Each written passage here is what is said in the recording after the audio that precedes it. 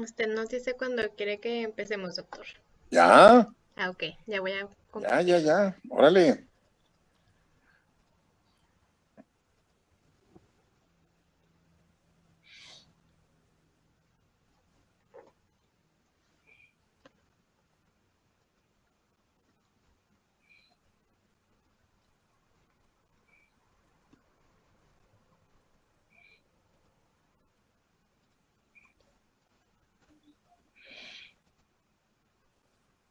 ¿De ahí se ve completo? Sí, Ok, sí, nadie. gracias.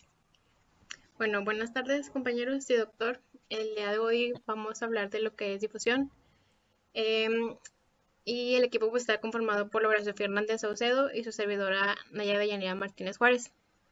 Como ya hemos visto en clases pasadas, pues ya observamos cómo es que el aire pasa de la atmósfera a los alvéolos o viceversa de los alvéolos a la atmósfera, pero pues en perdón. Ah, bueno, pero en esta clase vamos a ver un mecanismo importante que va a ser la difusión, que va a ser el cómo el gas va a transferirse a través de lo que es la membrana alveolo-capilar.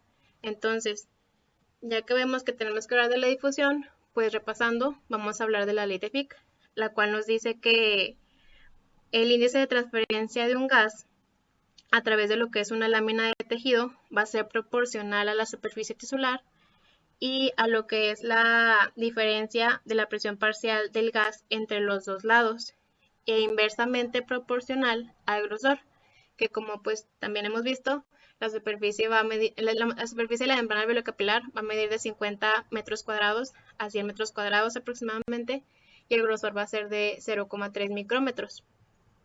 Ahora, este índice de transferencia que, que se menciona en la ley de Fick, pues va a ser proporcional a una constante de difusión. Y a su vez esta constante de difusión pues va a ser proporcional a la solubilidad del gas e inversamente proporcional a la raíz cuadrada del peso molecular. Ahora, ¿qué quise decir con todo esto que les mencioné? Pues podemos ver en esta imagen del lado izquierdo cómo tenemos pues el área y lo que es el dióxido de carbono y el oxígeno. La flechita que tiene el oxígeno pues es mucho más delgada que la del CO2. ¿Por qué? Porque el CO2 es 20 veces más soluble que el oxígeno. Entonces, pues esta constante de difusión es mayor. Entonces le permite con más facilidad atravesar esta área o esta membrana. Y aparte de esta solubilidad o la diferencia entre estos, pues el peso molecular de estos dos difieren en muy poco. Si se hace la raíz cuadrada de estos dos pesos moleculares, pues es aproximadamente de una unidad o si no es que menos. Entonces por eso con esto podemos comprobar cómo pues el índice de transferencia va a ser proporcional a la constante de difusión, porque el CO2 va a ser más difusible, por así decirlo, que el oxígeno. No sé si quedó claro. Sí, Ok, gracias. Ahora pasamos a las limitaciones de la difusión y de la perfusión. Para esto lo vamos a explicar con esta imagen, con esta figura del lado izquierdo, donde pues aquí tenemos el principio del capilar, por este lado el final del capilar. Ahora, cuando un hematí entra en lo que es el capilar, vamos a empezar hablando con lo que es el monóxido de carbono. Cuando este entra en el capilar, va a atravesar rápidamente lo que es la membrana alveolo-capilar. O sea, podemos decir que esto que les estoy señalando es la membrana alveolo-capilar. Cuando esta lo atraviesa, pues pasa muy rápidamente. Y así como pasa rápidamente, así la célula se llena rápidamente de lo que es el monóxido de carbono. Pero aquí hay un hecho muy importante a remarcar y es que el monóxido de carbono se une fuertemente con la hemoglobina. Entonces, esta unión entre estos dos elementos le permite a la célula seguir captando este monóxido de carbono. Entonces, por ende, no haya un aumento en la presión parcial. Entonces, este monóxido de carbono puede seguir atravesando lo que es la membrana alveolo-capilar. Entonces, como está limitado por lo que la propiedad de difusión, pues podemos decir que la transferencia de monóxido de carbono va a estar limitada por esta. Ahora, como pues todo lo contrario a lo que pasa con el monóxido de carbono, está el óxido nitroso, que esta, como observamos, cuando el hematí entra en lo que es el capilar, pues este aumenta rápidamente la presión parcial hasta alcanzar la presión parcial alveolar. Entonces, podemos observar cómo pues aproximadamente solamente avanzó una décima parte de todo lo que dura el hematí en el capilar, que son los 0.75 segundos. Entonces, para que este óxido nitroso se siga desplazando a través de la membrana alveolocapilar, necesita de un mayor flujo sanguíneo disponible. Entonces, como necesita de un mayor flujo disponible, pues esta va a estar, la transferencia de este óxido nitroso va a estar limitada por la perfusión. Ahora, si pasamos con el oxígeno, pues este va a estar entre el monóxido de carbono y el óxido nitroso, porque pues este sí tiene cierta afinidad por la hemoglobina, se va a unir, pero no con la misma afinidad como lo tenía con el monóxido de carbono. Como podemos observar, cuando el hematí entra en lo que es el capilar, pues este ya tiene una presión parcial de lo que es la presión parcial alveolar, que es aproximadamente de 40 milímetros de mercurio. Y esto es debido a lo que es el oxígeno que tiene por la sangre venosa mixta. Ahora, si vemos, cuando este solamente lleva una tercera parte de su recorrido, de lo que es el tiempo que dura el hematí capilar, pues ya alcanzó esta presión parcial alveolar. Entonces, pues solamente con que llegue al 0.25, pues este ya lo alcanzó. Se podría decir que esta presión parcial alveolar es el límite. Entonces, como ya lo alcanzó cuando solamente llevó o se desplazó una tercera parte, pues va a quedar esta otra parte. Entonces, va a necesitar de un mayor volumen de sangre para poder seguir transfiriéndose o poder seguir desplazándose el oxígeno. Entonces, la transferencia del oxígeno va a estar limitada de igual manera que el óxido nitroso por la perfusión. Pero este es siempre y cuando la persona esté en reposo y en condiciones normales. Pero si la membrana alveolocapilar se encuentra alterada por de alguna forma como un engrosamiento en la membrana alveolocapilar, podemos ver aquí cómo esta presión parcial de 40 al inicio del capilar, para llegar a lo que es la presión parcial alveolar, pues ocupó todo el tiempo que el hematí dura en el capilar, pero pues a final de cuentas alcanzó la membrana alveolocapilar. Pero esto fue porque cuando se encuentra engrosada esta membrana, pues le dificulta la difusión del oxígeno. Entonces, en este caso, cuando hay una normalidad, pues sí se ve alterado por lo que es la difusión.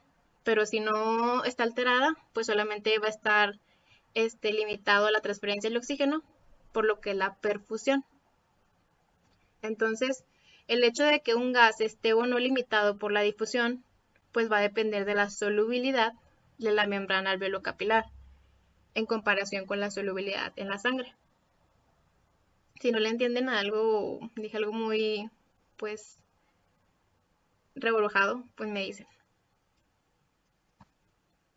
Ahora pasamos a la captación del oxígeno a lo largo del capilar pulmonar. Esto lo vamos a explicar con esta figura, donde podemos observar cómo la presión parcial de oxígeno de un hematí al entrar en el capilar, igual tenemos inicio de capilar y final de capilar. Cuando un hematí entra en el capilar, pues normalmente, como dijimos, es de 40 milímetros de mercurio, y pues cuando pasa a lo que es la membrana alveolocapilar, va a ser de 100 milímetros de mercurio, o sea, la presión parcial de oxígeno alveolar. La diferencia entre lo que es la presión parcial de oxígeno entre el aire alveolar y lo que es en la sangre al final del capilar, pues es inmensurablemente pequeña, o sea, aproximadamente 1 milímetro de mercurio. En otras palabras, podemos decir que pues existe una gran reserva de difusión para los pulmones sanos. ¿Por qué? Porque como dijimos, Cuando este solamente ha avanzado una tercera parte, pues este ya alcanzó la meta, por así decirlo, o los 100 milímetros de mercurio. Entonces, cuando una persona se somete a un ejercicio, pues, intenso, un esfuerzo intenso, el tiempo que dura el hematí en el capilar se reduce de 0.75 a 0.25, o sea, un tercio de la duración que normalmente. Pero como vemos, pues esto le es suficiente o le basta para poder llevar a cabo correctamente la difusión o el transporte del oxígeno a través de esta membrana. Entonces no se va a ver alguna pues alteración debido a esta reserva de difusión que les digo. O sea, cuando se somete a un esfuerzo, va a utilizar estos 2/3 que normalmente no se utilizaron. Entonces, por eso no se ve como alguna alteración en cuestión a la difusión. Pero cuando pues la membrana alveolocapilar se encuentra muy engrosada por alguna patología, pues este va a impedir la difusión del oxígeno y pues el índice de aumento de la presión parcial del oxígeno de los hematís va a ser más lento e incluso la presión parcial de oxígeno puede no alcanzar la alveolar, que sería este caso. Ahora, si se disminuye lo que es la presión parcial alveolar hasta 50, o sea, de 100 a 50, podemos ver cómo la presión parcial de oxígeno al inicio del capilar pues va a ser de 20, que normalmente sería de 40. Entonces hacemos la diferencia entre estas presiones parciales de oxígeno. En el inciso A nos daría una diferencia de 60 y en el inciso B nos daría una diferencia de 30. Sí, no, de 30, perdón. Entonces, esta diferencia de presiones parciales nos va a determinar con la velocidad con la que se va a difundir el oxígeno. Entonces, como es muchísimo menor la diferencia en lo que es el inciso B, al reducirse esta pues presión parcial alveolar, pues se le va a dificultar más el paso al oxígeno. Pero ahora, ¿en qué ocasiones pasa esto de la disminución de la presión parcial alveolar? Esto puede ser en caso de que una persona ascienda a una altitud muy grande o bien que una persona inhale una sustancia o una mezcla que tenga muy poca cantidad de oxígeno.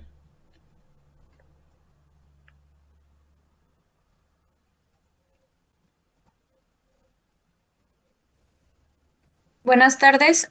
Ahora continuando con la medición de la capacidad de difusión, como ya sabemos y nos comentó nuestra compañera Nadia, la transferencia del oxígeno va a estar limitada principalmente por la perfusión o el flujo sanguíneo, pero en algunas ocasiones se puede ver limitado también por la difusión.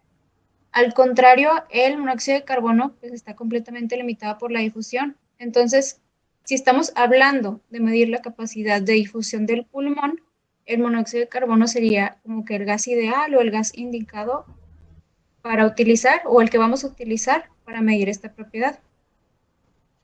Ahora, según las leyes de difusión, hablando específicamente de la ley de Fick, esta nos dice que la cantidad de gas que se transfiere a través de la lámina de tejido, que está representado como V, subíndice gas en la primera fórmula, es directamente proporcional al área, que está representado con la letra a una constante de difusión, que está representado con la letra D, y a la diferencia de presión parcial del gas en ambos lados de la lámina de tejido, que sería pues la resta de tanto de P1 y P2, y que es inversamente proporcional al grosor, que está representado con la letra T.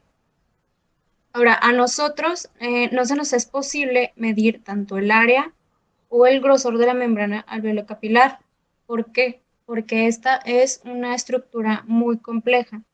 Entonces, la primera ecuación o fórmula se va a reemplazar o la vamos a simplificar por la segunda, en donde nos dice que la cantidad de gas que se transfiere es directamente proporcional a la capacidad de difusión del pulmón, que aquí está representada con la letra D, subíndice L. Esta capacidad de difusión va a comprender tanto el área como el grosor de la membrana alveolocapilar y las propiedades de difusión de la lámina de tejido. y del gas, que en este caso sería el monóxido de carbono, y pues que también es directamente proporcional a la diferencia de presión parcial del gas en ambos lados de la lámina de tejido. Y pues ya continuando, ya vamos directo a medir la capacidad de difusión del pulmón.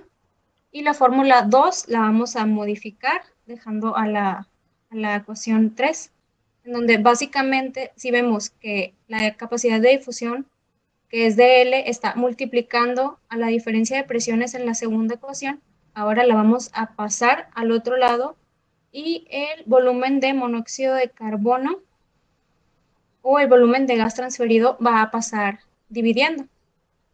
O si no, podemos dejarla de la siguiente manera, que sería en la cuarta, en donde la capacidad de difusión del pulmón para el monóxido de carbono es el volumen de monóxido de carbono que se va a transferir por la lámina de tejido, y este lo vamos a representar en mililitros por minuto por milímetro de mercurio de presión parcial alveolar de monóxido de carbono. Aquí solamente nos vamos a estar como deshaciendo de la presión parcial de monóxido de carbono en la sangre capilar, porque esta es muy pequeña y no tiene mucha importancia al momento de hacer la ecuación. Entonces, por eso se simplificó de la tercera a la cuarta, quitando pues, la presión parcial de la sangre capilar del monóxido de carbono. Le das a la siguiente, por favor. Perdón. Y la capacidad de difusión normal en este caso sería de 25 milímetros por minuto por milímetro de mercurio, esto en reposo, pero si se llega a hacer un tipo de esfuerzo, este se puede duplicar o hasta triplicar. Ahora sí, la siguiente. Ahora, para medir la difusión del pulmón para el monóxido de carbono, podemos utilizar el método de respiración única, y este va a consistir en realizar una inspiración de una mezcla de dióxido de carbono que se encuentra diluida tanto con oxígeno y helio, y se va a contener la respiración por un periodo aproximado de unos 10 segundos para ver la velocidad en la que va a desaparecer el monóxido de carbono en el aire alveolar. También podemos llegar a realizar midiendo las concentraciones de monóxido de carbono tanto en la inspiración como la expiración con un analizador de infrarrojos. Le das a la siguiente, por favor. Y continuando con los índices de reacción con la hemoglobina, como vimos anteriormente, notamos que la resistencia que hay para la difusión tanto del oxígeno como del monóxido de carbono va a depender de la membrana alveolocapilar, pero como podemos observar en la imagen de la izquierda, el trayecto no se ve limitado a esta membrana nada más, sino que este trayecto es más largo y llega hasta el centro del hematíe o del glóbulo rojo. Entonces, parte de la resistencia a la difusión se encuentra dentro del mismo capilar. Y pues también vamos a tener otro tipo de resistencia a la difusión o a la transferencia del gas, y esta va a ser causada por el índice finito de la reacción que va a tener tanto ya sea el oxígeno, o el monóxido de carbono con la hemoglobina dentro del hematíe.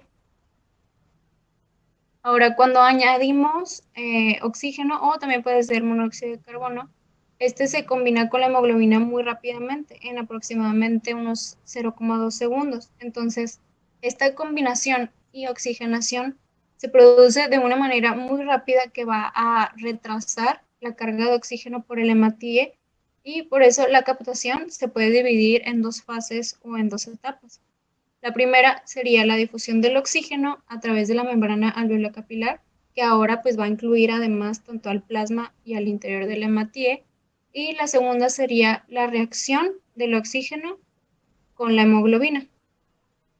Y pues según la fórmula que vimos anteriormente, en donde se nos dice que la capacidad de difusión pulmonar es el flujo de gas dividido por la diferencia de presiones, ahora esta la vamos a realizar a la inversa, en donde sería la diferencia de presiones o la diferencia de presión dividida por el flujo. Y esto va a resultar ser como igual o análogo a la resistencia eléctrica. Y como esta fórmula la estamos realizando de manera inversa, por eso se queda como 1 sobre D subíndice L, que es la capacidad de difusión, que lo vemos en la ecuación de abajo a la derecha. Entonces, sigamos con la resistencia de la membrana alveolocapilar, que se va a mostrar como 1 sobre D subíndice L, donde la M significa membrana. Y ahora la velocidad de reacción del oxígeno con la hemoglobina, que se va a mostrar con la letra griega a zeta. Aquí viene incluido en esta ecuación o en esta reacción, que se va a mostrar en mililitros por minuto, que se combina con 1 mililitro de sangre por mililitro de, ¿cómo se dice? Por milímetros de mercurio, perdón, de presión parcial de oxígeno. Y esto va a ser análogo a la capacidad de difusión de 1 mililitro y ya multiplicado por el volumen de sangre capilar, que el volumen de sangre capilar se muestra como V subíndice C. Y pues nos va a dar la capacidad de difusión de la reacción del oxígeno con la hemoglobina. Y esto de igual manera, pues a la inversa, nos va a mostrar la resistencia de la reacción. Por eso queda 1 sobre θ multiplicado por el volumen de sangre capilar. Y pues entonces al final queda la ecuación como la resistencia total a la difusión, que es 1 sobre D subíndice L, va a ser la suma de las resistencias ofrecidas por la membrana. Le das a la siguiente. Y siguiendo con la interpretación de la capacidad de difusión para el monóxido de carbono, como ya se comentó anteriormente, la capacidad de difusión que tiene el pulmón para el monóxido de carbono va a depender tanto del área y del grosor de la membrana alveolocapilar y del volumen de sangre en capilares pulmonares. Entonces, cuando hay una patología que va a afectar a los pulmones, se ve afectada esta determinación de la capacidad de difusión, porque cambian principalmente dos cosas: las propiedades de difusión y el volumen alveolar y la sangre capilar. Entonces, como para saber la capacidad de difusión del pulmón, existen más factores que están asociados, además de las mismas propiedades de difusión. Aquí se llega a utilizar el término de factor de transferencia. Básicamente, este término va a incluir todo lo anterior que ya mencioné, incluyendo al volumen alveolar, la sangre capilar y pues las mismas propiedades de difusión. Y en cuanto a la transferencia de CO2 a través de los capilares pulmonares, al principio del tema, mi compañera comentó que la difusión del dióxido de carbono es unas 20 veces mayor que la del oxígeno, porque el CO2 tiene una mayor solubilidad. Entonces, gracias a esta gran solubilidad que tiene, es difícil que en verdad su eliminación se pueda ver afectada si hay problemas en cuanto a la difusión. Pero si llega a existir alguna patología que llegue a alterar la membrana alveolocapilar, pues los niveles se pueden ver como variados entre la sangre al final del capilar y el aire alveolar. Y eso sería todo de nuestra. ¿Alguien tiene alguna pregunta, algún comentario? ¿Cómo se puede modificar la difusión?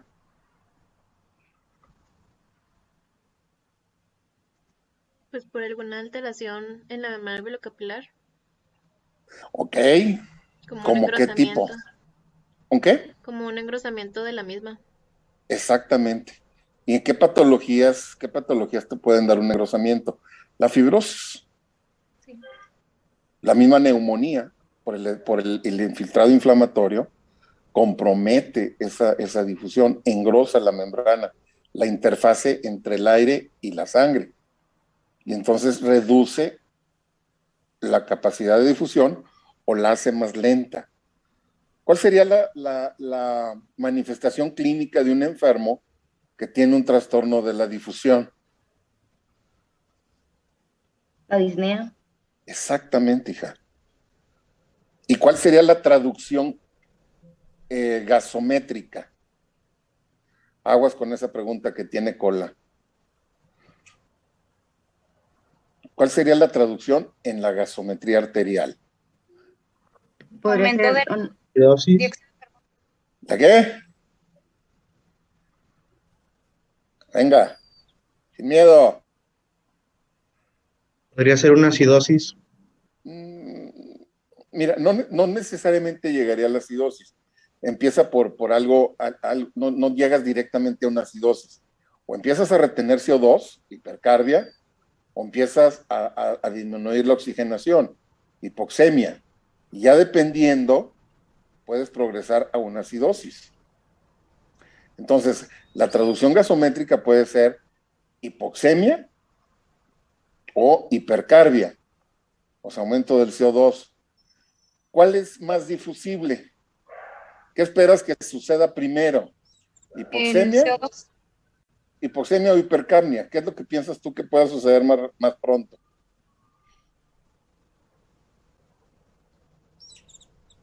La hipoxemia, porque el CO2, ahí lo dijeron muy al principio, nomás que se fueron muy rápido, el CO2 es 20 veces más difusible que el oxígeno. Entonces, nuestro organismo está más diseñado para evitar tener incrementos en el CO2. Cuando un paciente ya tiene hipercarbia, o sea, aumento de CO2 en sangre, es que ya tiene hipoxemia desde hace rato. O sea, ya está en un estado muy avanzado de enfermedad cuando empieza a tener CO2, a retener CO2, salvedad de que sea agudo, ¿ok? Entonces, la relevancia de este capítulo es impresionante. A veces me da la impresión de que lo exponen y no le alcanzan a agarrar el sabor o la relevancia. Y esa es parte de la participación que yo debo de tener para enfatizar los puntos críticos. ¿Ok?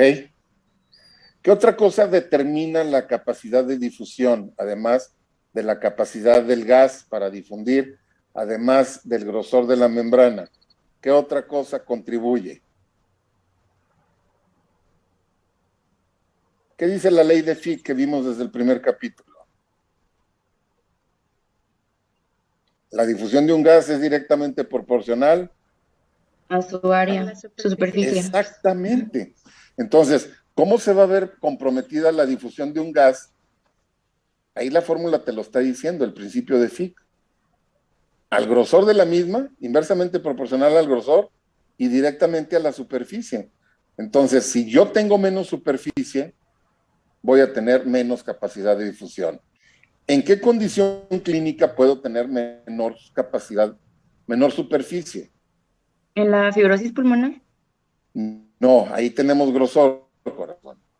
En el enfisema pulmonar. El enfisema pulmonar dice la definición en patología, y ustedes ya llevaron patología. Dice que es el agrandamiento anormal de la vía aérea, más allá del bronquiolo terminal, con ruptura de paredes alveolares y sin fibrosis evidente.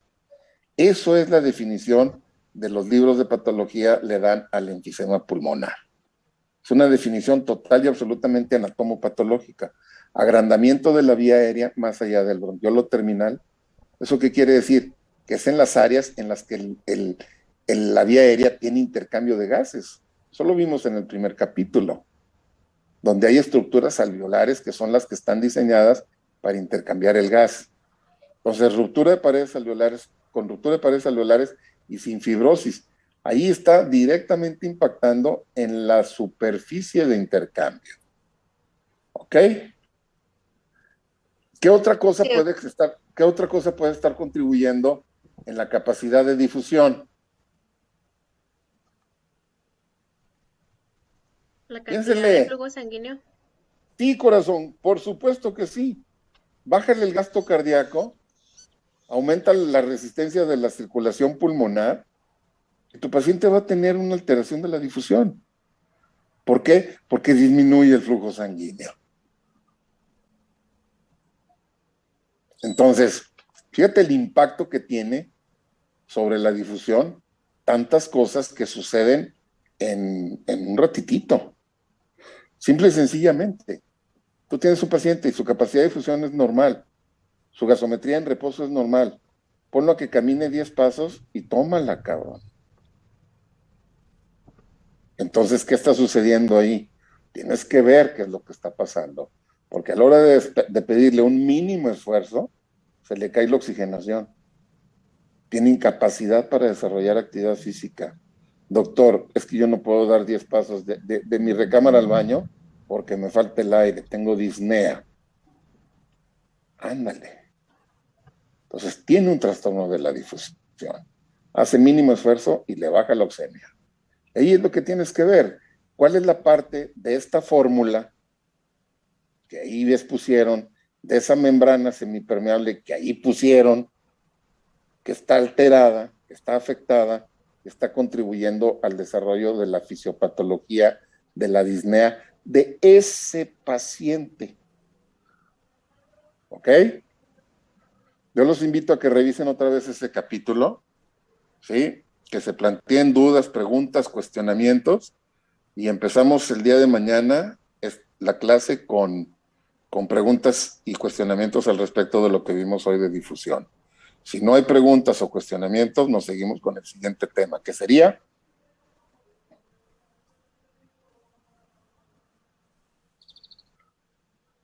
Sigue flujo sanguíneo y metabolismo, doctor. Ok, están muy relacionados. A mí lo que me encanta de este texto es que un capítulo está relacionado con el que sigue. Te parece telenovela de Televisa.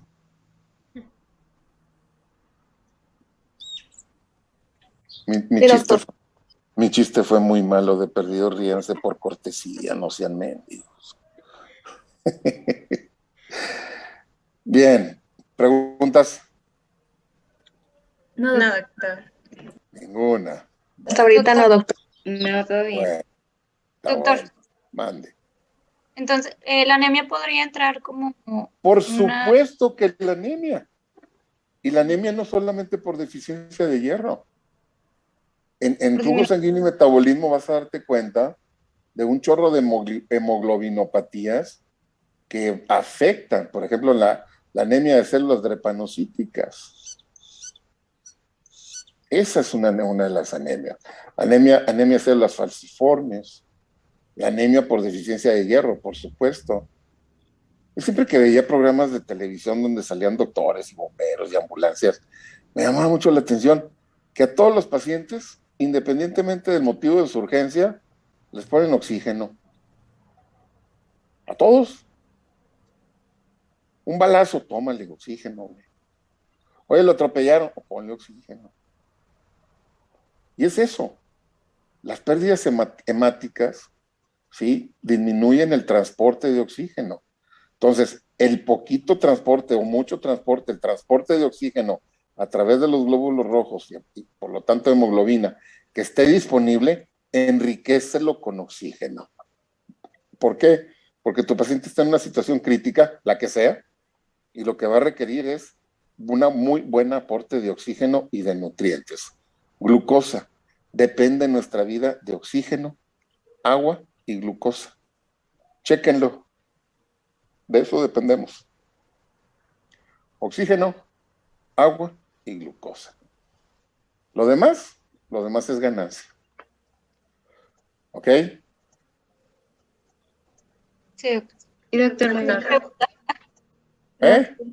Otra pregunta. Venga. Entonces, aquí también entraría la hipertensión arterial, por eso a veces cuando llegan pacientes hipertensos se les administra oxígeno. Mira, la emergencia hipertensiva aplica ahí porque hay tal vasoconstricción, que eso es lo que te aumenta, que es lo que traduce hipertensión. Hay tal vasoconstricción periférica que compromete la irrigación, la oxigenación adecuada de los tejidos. Esa es una de las razones. La hipertensión, yo pensé que ibas a decir hipertensión pulmonar. Ahí es importantísimo en la hipertensión pulmonar, porque el paciente con hipertensión pulmonar tiene una vasoconstricción de la circulación pulmonar y eso hace que tenga hipoxemia. De hecho, más adelantito van a ver por ahí un mecanismo reflejo que se llama vasoconstricción hipóxica. Hay hipoxia en el alveolo y la circulación pulmonar. Debido a esa hipoxia que existe en la vía aérea, en el alveolo, la circulación pulmonar responde cerrando las resistencias, apretando las resistencias. subiendo la presión pulmonar. Acuérdate que la circulación pulmonar es un circuito muy extenso, pero de muy bajas presiones, de muy baja resistencia. La presión máxima sistólica de la arteria pulmonar es de 25, cuando la presión sistólica del sistema mayor o sistema arterial sistémico es de 120. O sea, es el 25% de la presión. Esto lo vamos a ir viendo capítulo a capítulo. Denle una repasadita a este que vimos ahora, muy, muy rapidito. Agarren un poquito más el sabor y ya con las observaciones que les he hecho y vamos sacando conclusiones derivadas no de la lógica, sino del conocimiento y la aplicación del mismo que estamos viendo ahorita con los aspectos de la fisiología que no consideramos cuando estudiamos fisiología en los primeros semestres, ¿verdad? Sí, doctor. Sí, doctor. Bueno, los veo mañana a las 4. Muchas gracias. Hasta mañana, Al sí, contrario. gracias. ¿Por qué están tan tristes o están asustados o están enojados o qué? No, nada más lo estamos escuchando. No me escuches, hija. Participa conmigo.